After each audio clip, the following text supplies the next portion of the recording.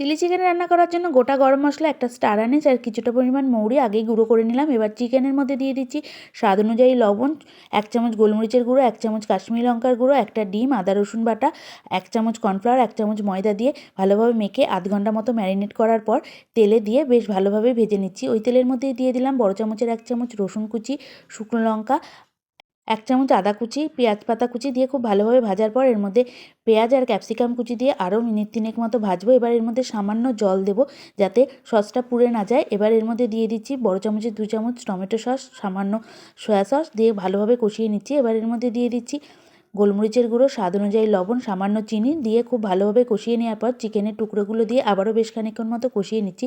এবার দিয়ে দিচ্ছি কাঁচা লঙ্কা কুচি দিয়ে মিনিট 2 মতো কষানোর পর এর মধ্যে দিয়ে দিলাম কর্নফ্লাওয়ার ভেজানো জল আর দিয়ে দিচ্ছি যেই মশলাটা তৈরি করে রাখলাম। বেশ ভালোই খেতে হয়েছিল, একদম রেস্টুরেন্টের মতো।